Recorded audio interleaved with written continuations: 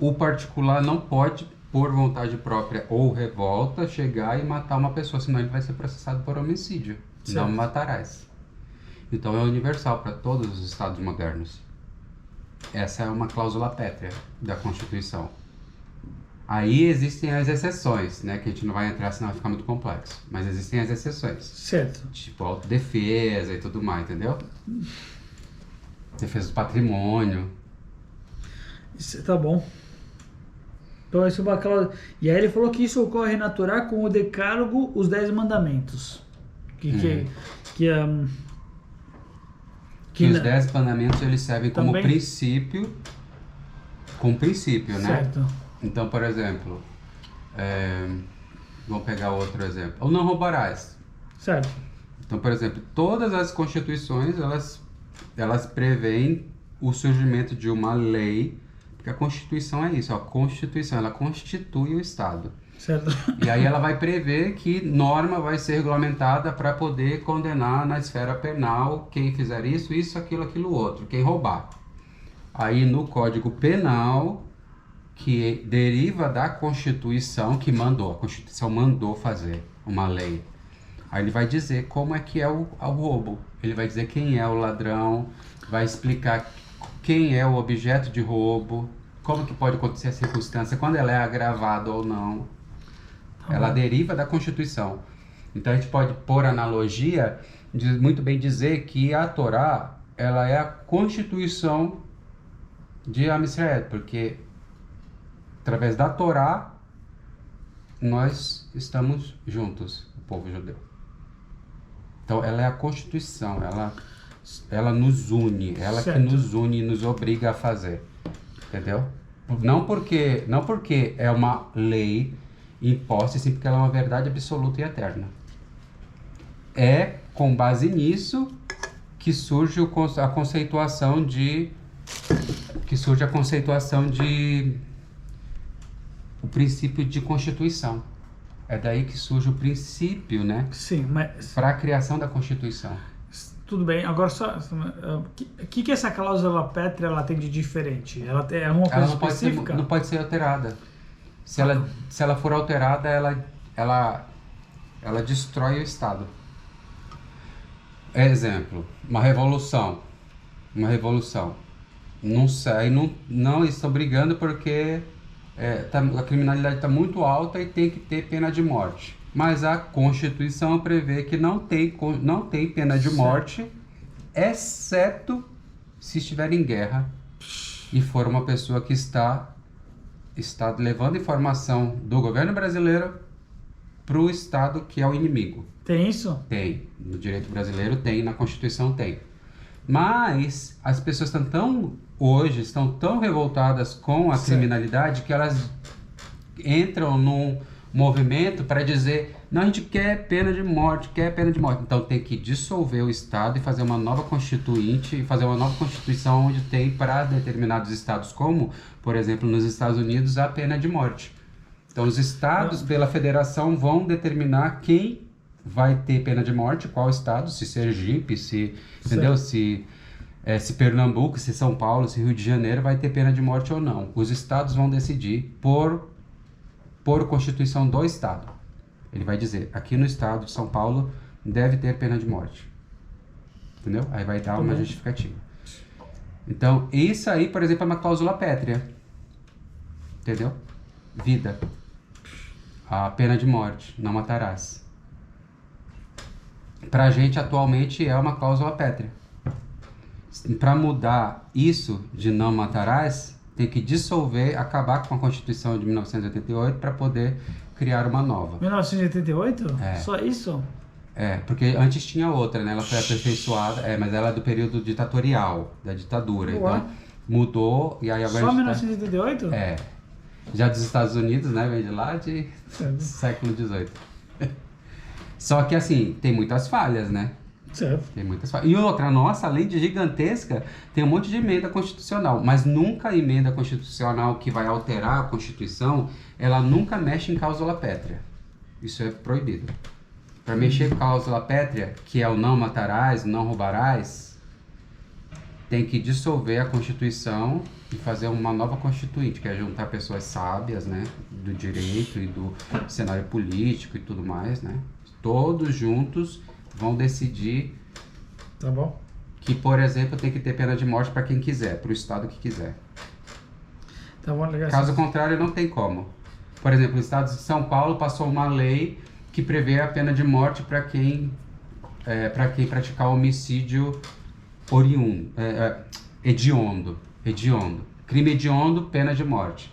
O estado de São Paulo passou uma lei que diz isso. Como é a cláusula pétrea, não matarás, então chega no STF, no Supremo Tribunal Federal, e o STF fala essa cláusula, essa lei, ela é inconstitucional, então derruba, não vale.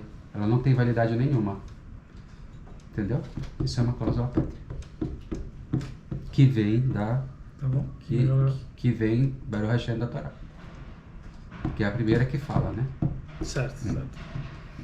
Antes disso é olho por olho, se O caiu o STF vai muro. tirar essa lei no fim de São Paulo. Né? Aí o STF anula. Não, na verdade ela não pode nem entrar em vigor. Tá bom? Já vai direto, já ele fala ó, inconstitucionalidade. E a inconstitucionalidade por quê? Porque é contrário à Constituição, então ela não vale. Sim. Não vale, não tem valia nenhuma, não serve. Aquele trouxe que adultério até pouco era crime. Uhum. Hoje em dia não é crime adultério? Não, mas não é cláusula pétrea.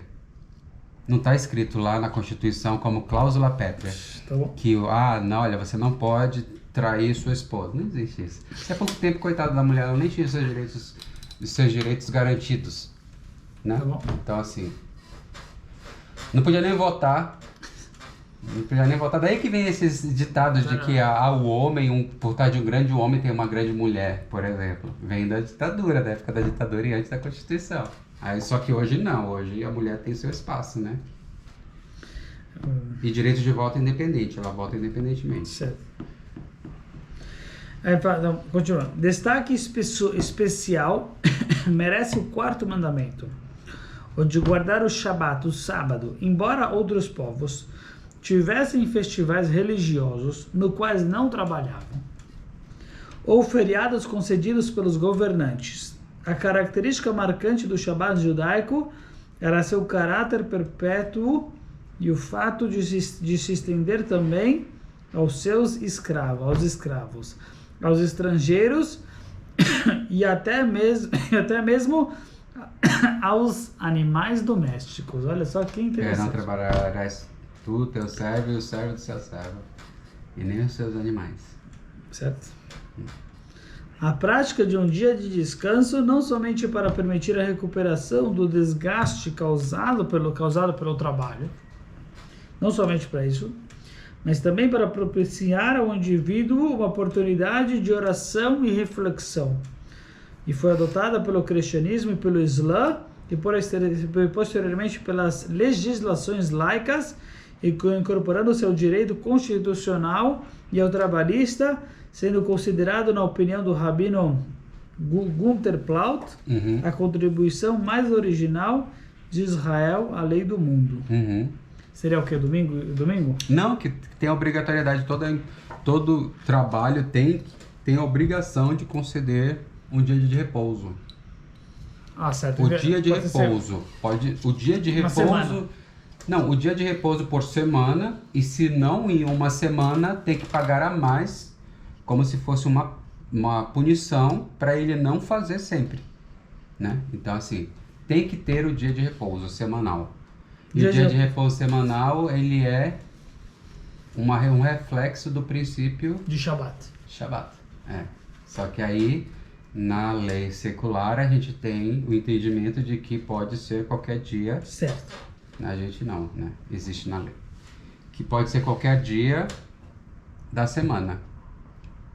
Porém, no artigo 5º, e aí a gente entra em cláusula pétrea, tem o direito e o respeito à liberdade de expressão, à crença religiosa, à liberdade de reunião, ao culto.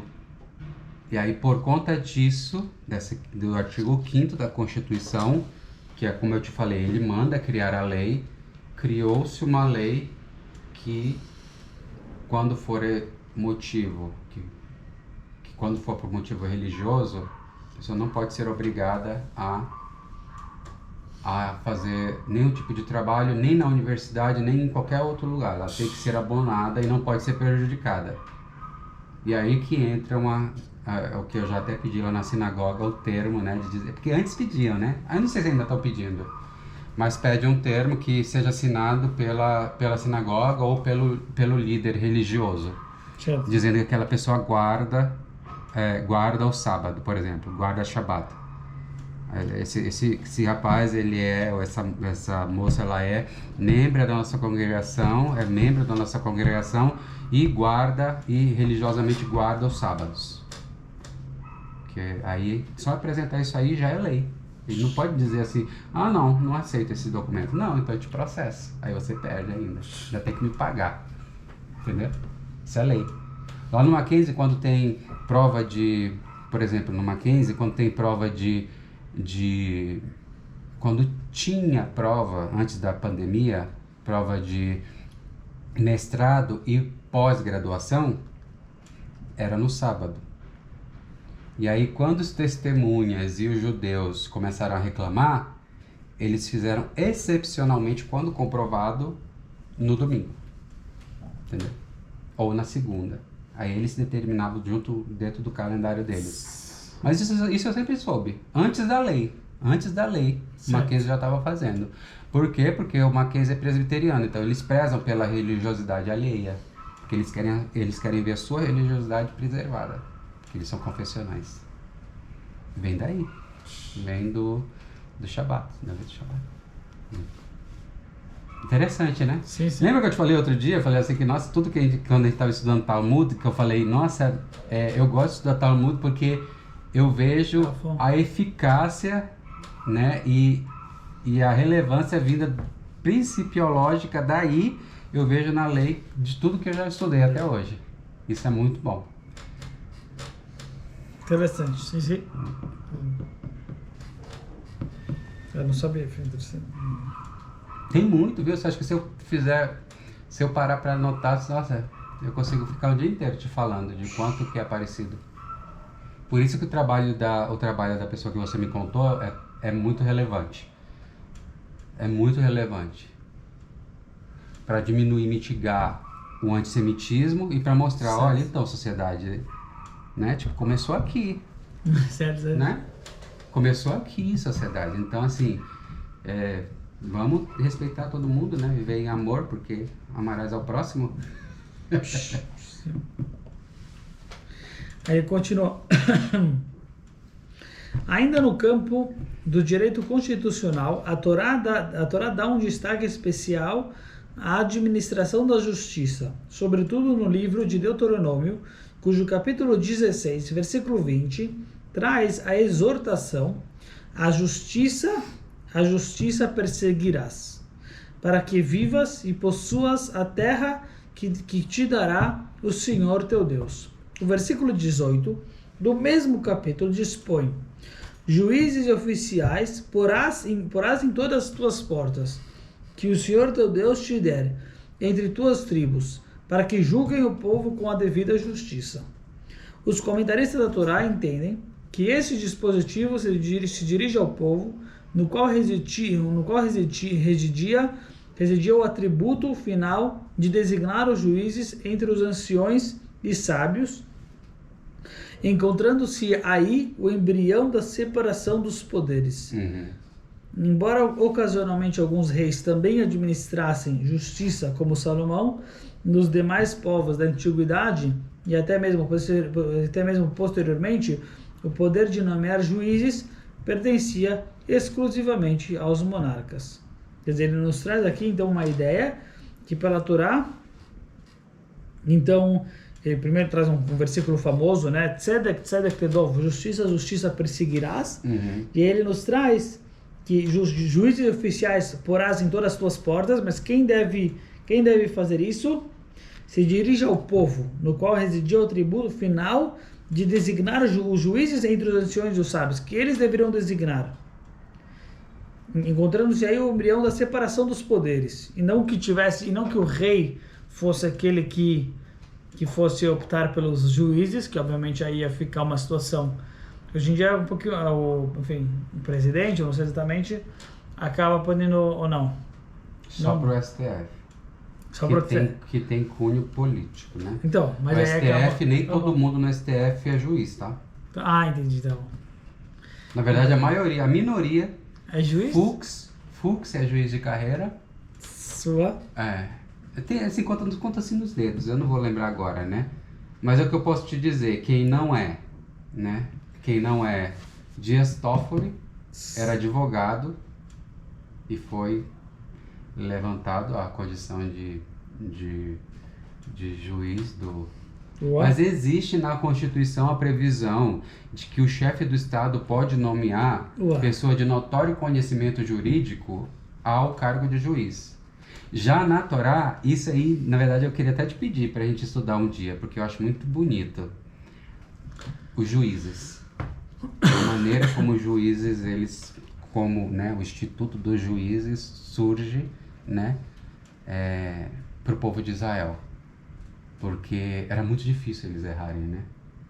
Então, assim, existia algo de divino naquilo, né, que eles faziam. Até mesmo quando, por exemplo, do adultério, que fazia, ela escrevia o nome de Hashem, e aí ela tomava o líquido. Então assim, isso aí mostra o quão diferente era, correto, né, os juízes do conceito original para o que a gente tem hoje. Entendeu? Sim. Então, assim, eu acho muito bacana. Eu já tive uma aula, na verdade, né, sobre os juízes. E aí eu acho que a gente podia estudar um dia, porque é muito bacana. É muito bacana. A questão dos juízes mesmo, né, de como era e tudo mais, pra gente poder fazer até analogias e ver o que a gente pode melhorar hoje em dia e tudo mais. Porque os juízes do STF são os menos juízes do sistema judiciário brasileiro. Interessante. E eles estão na mais alta corte, certo, né? Eles são alta corte. Já do STJ, do STJ são poucos, os que não são juízes de carreira. Do STJ, né? Que é o Supremo Tribunal de Justiça. Sim. Superior Tribunal de Justiça, que está em Brasília. Ali a maioria é juiz. E se alguém sobe para juiz do STJ e é promotor ou advogado, fica até chato, sabe? Para ele ascender, né? Subir a condição de juiz. Já no STF, não. No STF é tudo puramente político. Eu acho que não deveria, né? Tá bom, claro. Tá bom. Imagina, na época dos juízes, fazer tudo que eles faziam, tipo, não poder errar, porque a vida do ser humano estava ali na ponta da espada, entendeu? E ver a contradição do que era no passado e o que é hoje. Mas o princípio estava lá. A fonte emana de lá, né? Isso é muito bacana. Certo? Como ele falou, nos demais povos da antiguidade e até mesmo posteriormente, o poder de nomear juízes pertencia exclusivamente aos monarcas. No judaísmo, não. Ele traz aqui dos comentaristas que entendem que esse dispositivo se dirige ao povo, no qual residia o atributo final de designar os juízes entre os anciões e sábios. Mas não que o rei teria esse poder. Encontrando-se aí o embrião de separação dos poderes. Ele traz, embora do rei Salomão, que o rei Salomão ele sim nomeou, mas enfim, foi específico do rei Salomão. A preocupação com a justiça é um ponto central da lei judaica. Várias são as recomendações dirigidas aos juízes. Não serás parcial no julgamento. Ouvirás assim o pequeno como o grande. Não temas homem algum, porque o julgamento é de Deus. Não torcerás o juízo. Não mostrarás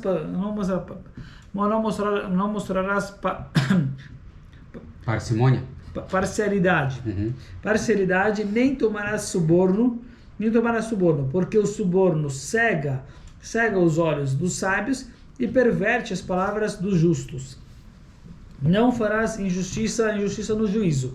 Não favorecerás, não favorecerás o pobre ou demonstrarás deferência ao rico. Com justiça julgará o teu próximo. Então, enfim, são versículos que justamente tratam sobre a importância e a preocupação da justiça, que seja feita a justiça da maneira correta.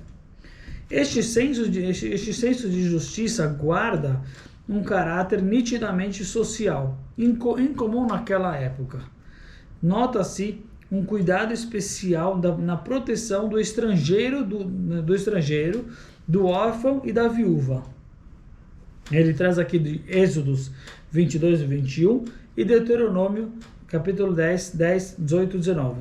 Que o quê? Que a gente vê um cuidado especial na proteção do estrangeiro, do órfão e da viúva. As sobras da colheita deveriam ser deixadas para o pobre, o estrangeiro, o órfão e a viúva. Além disso, embora fosse mantida a escravidão, na época uma prática comum a todos os povos, a mesma era limitada a 7 anos com relação ao escravo hebreu. Certo? Então, a ideia da escravidão, a gente percebe na Torá que a Torá toma um pouquinho mais de cuidado, mas mesmo assim a Torá, ela acaba, enfim, existe uma diferença entre o escravo hebreu e o escravo cananeu. Então, quer dizer, a gente vê talvez alguma... a Torá acaba sendo, por algum aspecto, obviamente, enfim, tem que entender exatamente o que isso significa, porque a Torá, mas a Torá acaba sim permitindo o escravo cananeu, que ele é seu escravo, enfim, de uma certa... Não que você pode... mas, enfim, acaba sendo que realmente a Torá permite que ele vai ser essa diferença entre o escravo hebreu e o escravo cananeu, permitindo ao escravo cananeu o patrão, enfim, de uma certa maneira de escravizá-lo.